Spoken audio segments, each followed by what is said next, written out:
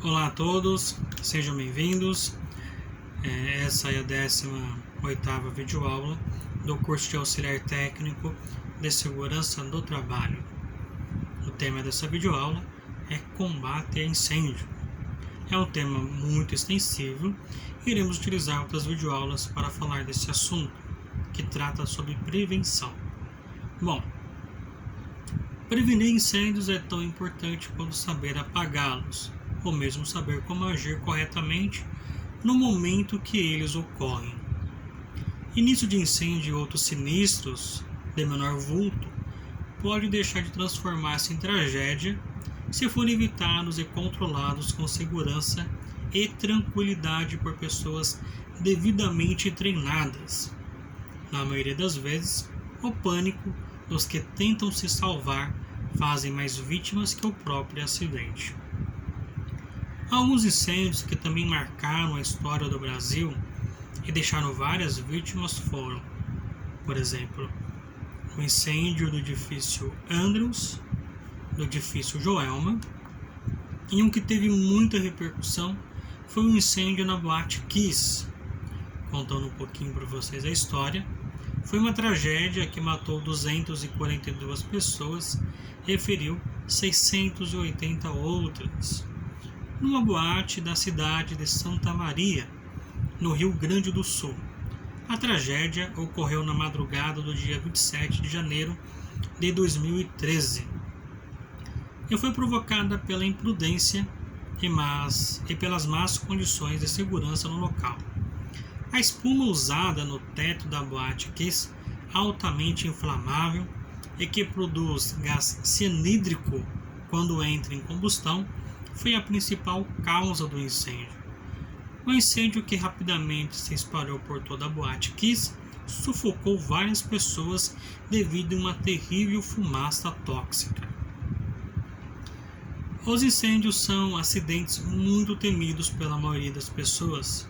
Isso porque, quando eles acontecem, os resultados são verdadeiros estragos, onde aproveitar o que sobrou depois de um fogo é um desafio extremamente difícil, em muitos casos impossíveis.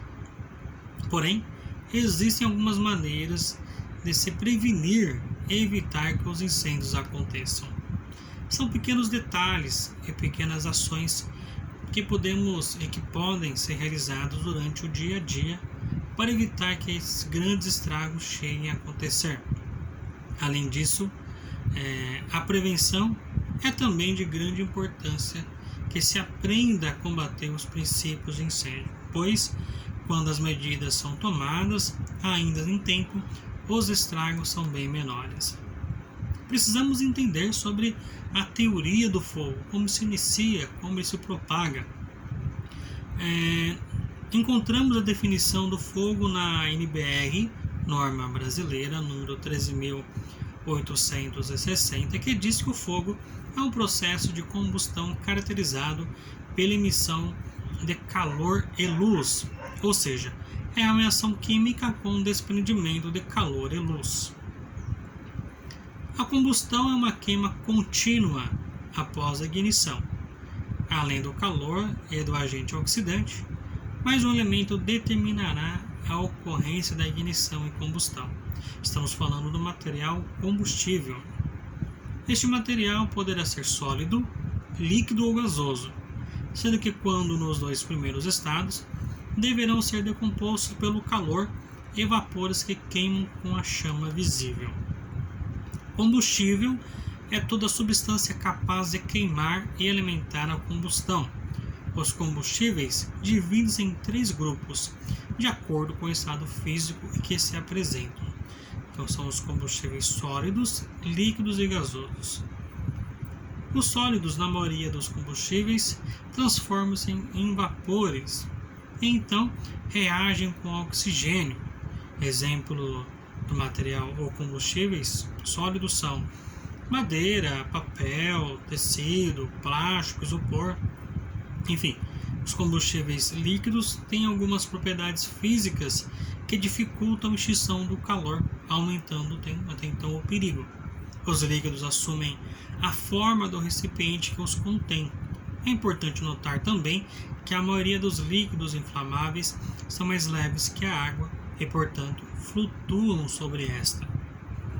Exemplo dos combustíveis líquidos são a gasolina, o álcool, o éter, qualquer tipo de combustível líquido.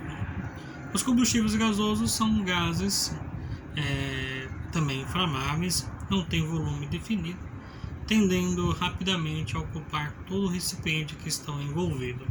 Exemplo do gasoso, o GLP, gás liquefeito de petróleo, que é o famoso gás de cozinha. Quando falamos de definição do fogo, lembramos do triângulo do fogo, que é composto por calor, combustível e comburente. O calor é a energia que eleva a temperatura de um material gerada por um processo físico ou químico.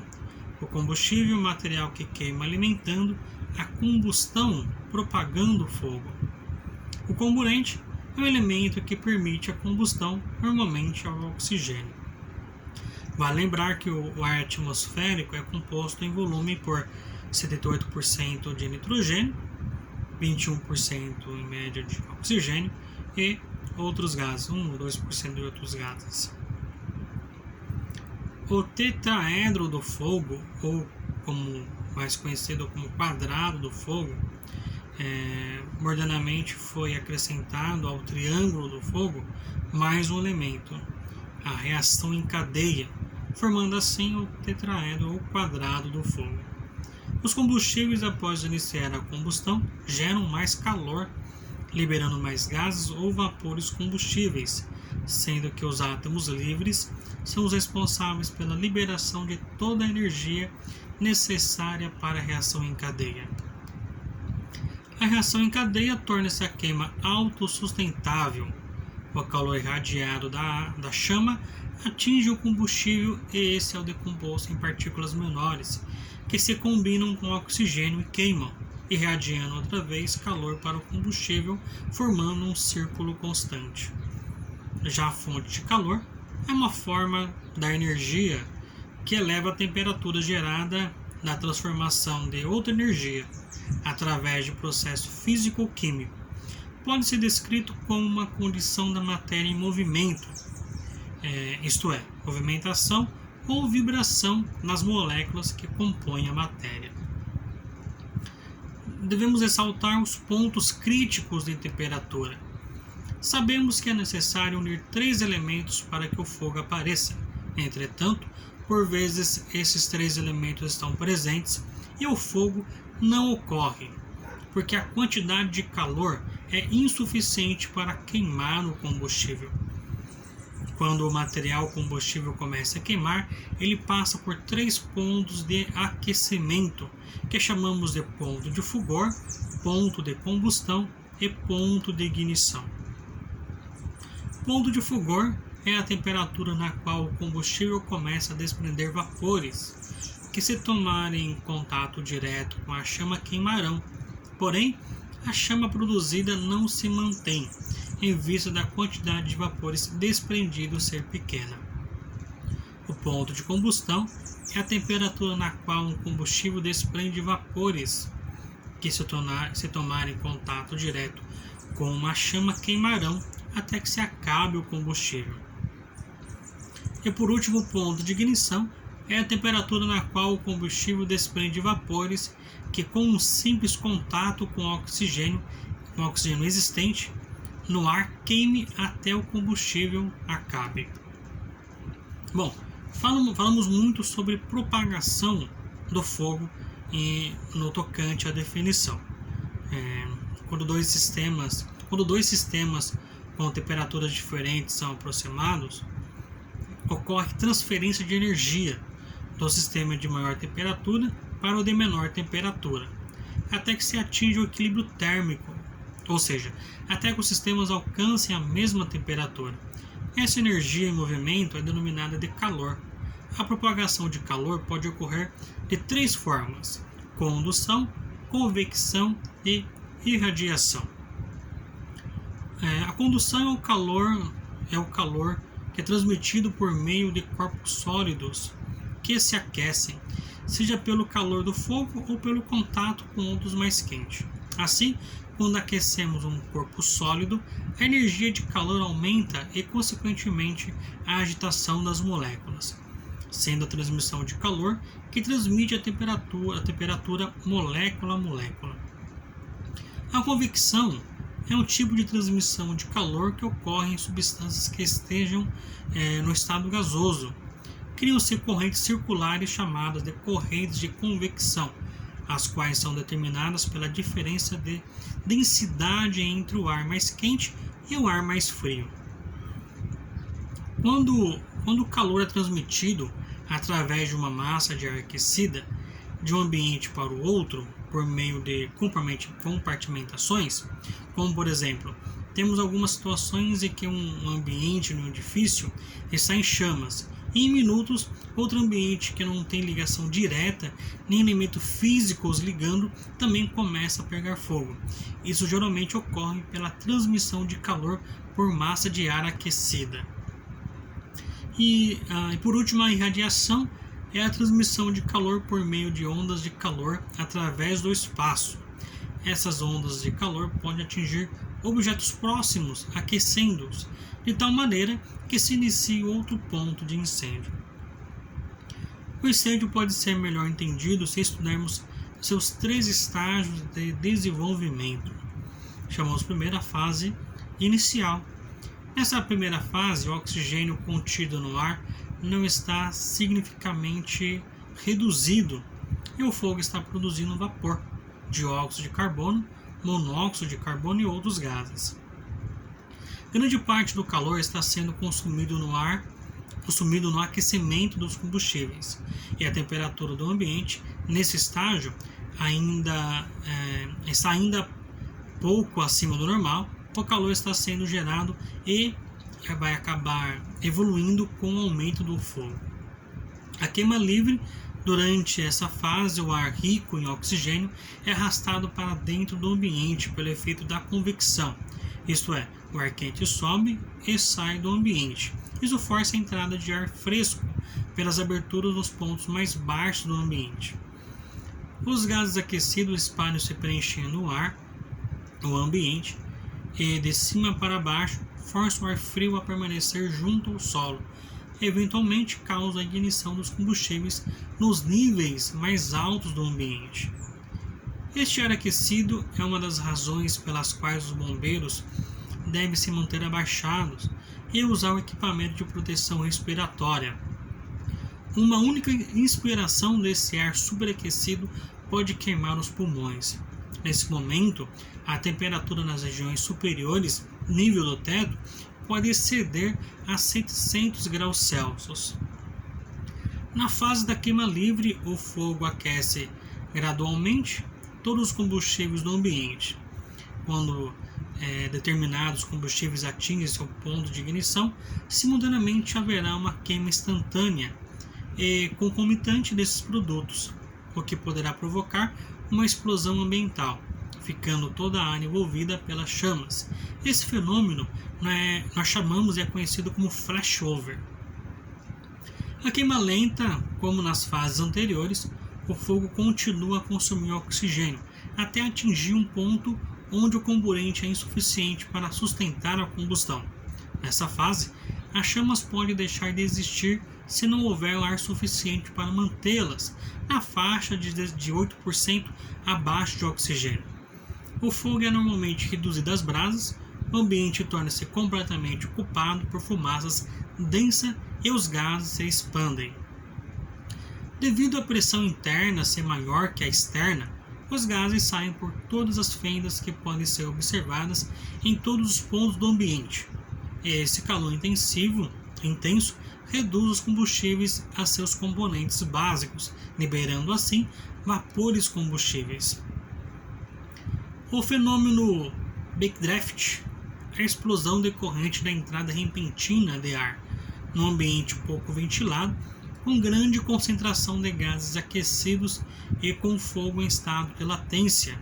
Por isso, nunca arrume uma entrada na parte inferior da edificação que esteja incendiando, caso contrário, você irá provocar uma explosão violenta. Na fase da queima lenta, em um incêndio, a combustão é incompleta, porque não há oxigênio suficiente para sustentar o fogo. Contudo, o calor da queima livre permanece e as partículas de carbono não queimadas, bem como outros gases inflamáveis, produtos da combustão, estão prontas para incendiar-se rapidamente assim que o oxigênio for suficiente. Na presença de oxigênio, esse ambiente provavelmente explodirá. A ventilação adequada permite que a fumaça e os gases combustíveis superaquecidos sejam retirados do ambiente. Ventilação inadequada suprirá abundante e perigosamente o local com o elemento que faltava, no caso o oxigênio, provocando uma explosão ambiental.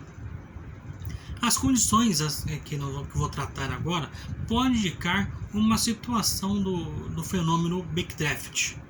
Primeiro, a fumaça sob pressão no ambiente fechado.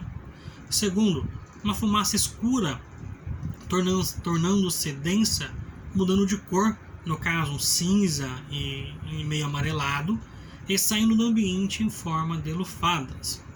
Terceiro, calor excessivo, nota-se pela temperatura na porta. Quarto, pequenas chamas ou inexistência dessas próprias chamas. Quinto, resíduo da fumaça impregnando os vidros da janela. Sexto, pouquíssimo ruído. E o sétimo, movimento de ar para o interior do ambiente, quando alguma abertura é feita. Em alguns casos, ouve-se o ar assobiando ao passar pelas frestas. Vamos falar das formas de combustão? As combustões podem ser classificadas conforme a sua velocidade em completa, incompleta e espontânea. Dois elementos são preponderantes na velocidade da combustão: o componente e o combustível. O calor entra no processo para decompor o combustível. A velocidade da combustão varia de acordo com a porcentagem do oxigênio no ambiente e as características físicas e químicas do combustível. Combustão completa é aquela em que a queima produz calor e chamas. Esse processo em ambiente rico em oxigênio. A incompleta é aquela que a queima produz calor e pouca ou nenhuma chama.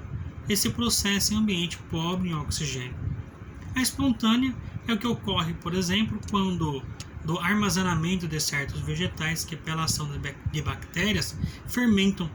A fermentação produz calor e libera gases que podem incendiar-se. Alguns materiais entram em combustão sem fonte externa de calor, materiais com baixo ponto de ignição.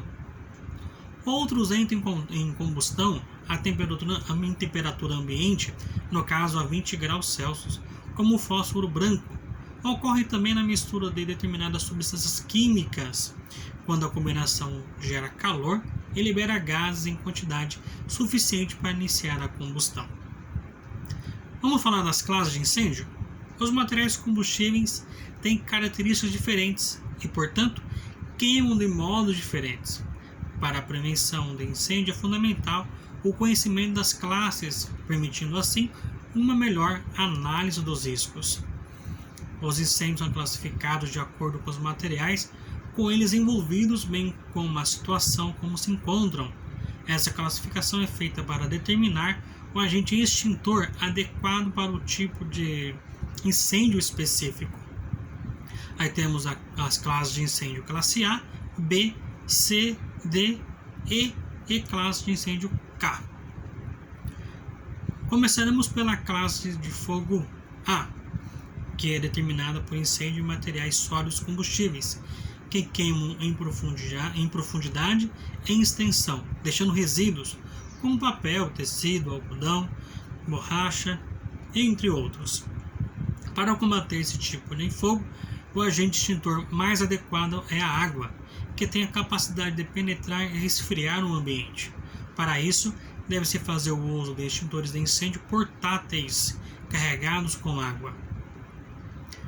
O fogo de classe B enquadra em materiais em líquidos inflamáveis que também queimam em extensão, somente em superfícies, mas que, normalmente, não deixam resíduos. Fazem parte desse grupo a gasolina, o querosene, álcool, tintas em geral. Já os pertencentes à classe de fogo conhecida como C englobam incêndio em equipamentos elétricos energizados, como máquinas elétricas, quadros de força, transformadores, computadores ou qualquer que seja o material de uso em aplicações de energia elétrica. Tanto o extintor de pó químico seco à base de bicarbonato de sódio ou potássio e o extintor de CO2 são adequados para combater esse tipo de incêndio. Fogo de classe D, constituído de metais pirofólicos que queimam facilmente quando fundidos, divididos ou em uma forma de lâminas, como potássio, magnésio, titânio, lítio e o sódio, entre outros. O fogo de classe D tende a apresentar comportamentos diferentes dos demais fogos, uma vez que os materiais que provocam formam uma espécie de reação em cadeia durante a combustão, dificultando a sua extinção por métodos convencionais. Lembre-se que para esse tipo de risco de incêndio devem ser utilizados extintores especiais carregados com pó químico de classe D, adequado para cada tipo de metal. Fogo de classe E, fogo em material radioativo, tais como urânio, polônio, rádio e o césio. Por último, os incêndios de classe K representam uma classificação recente de tipo de fogo, mas nem por isso requerem menos atenção. Fazem menção aos incêndios em cozinhas industriais e comerciais, que envolvem produtos e meios de cozinhar, como gordura e óleo. E são uma das principais causas de danos materiais e vítimas fatais ou não, por serem um dos tipos mais resistentes ao fogo já registrado com base no Corpo de Bombeiro. Bom, quero separar aqui algumas medidas de prevenção a incêndio. São elas: nunca cubra fios elétricos com tapetes. Conforme eu vou falando aqui, caso você encontre algum erro na tua casa, vai lá e elimine o problema. Prevenção, elimine o risco. Vamos lá. Então, se tem algum fio aí sendo coberto por algum tipo de tapete, já vai lá e desmancha tudo. Não pode, tá? Uma outra dica de prevenção: ao utilizar materiais inflamáveis, façam em quantidade mínima, armazenando sempre na posição vertical e na embalagem original. Não utilize chama ou aparelho de solda perto de materiais inflamáveis. Não improvise instalações elétricas, nem efetue consertos em tomadas e interruptores. Contrate um profissional especializado. Não sobrecarregue as instalações elétricas com a utilização de plug-tail Benjamin. Isso é o que eu mais vejo em residências. Em uma única tomada, uns 3, 4 plug de Benjamin e um monte de aparelho ligado na mesma tomada. Não pode acontecer isso, porque causa um superaquecimento, propiciando aí o início de um incêndio. Mantenha os materiais inflamáveis em locais resguardados e à prova de fogo. Coloque os materiais de limpeza em recipientes próprios e identificados. Mantenha desobstruídas as áreas de escape e não deixe, mesmo que provisoriamente, materiais nas escadas e nos corredores. Não deixe os equipamentos elétricos ligados após a sua utilização, ou seja, desconecte-os da tomada. A prevenção de incêndio é fundamental para garantir que todos os colaboradores de uma empresa, até mesmo residência, permaneçam em um ambiente de trabalho, um ambiente seguro. Por isso é necessário que o ambiente de trabalho contenha, no caso uma empresa, contenha os equipamentos de proteção coletiva e os equipamentos de proteção individual. Um sistema de prevenção de incêndio bem planejado, com extintores, chuveiros automáticos, hidrantes, saída de emergência sinalizadas, detectores de fumaça e outros dispositivos. Bom, aqui finalizamos essa videoaula. Espero você na próxima videoaula. Obrigado e forte abraço.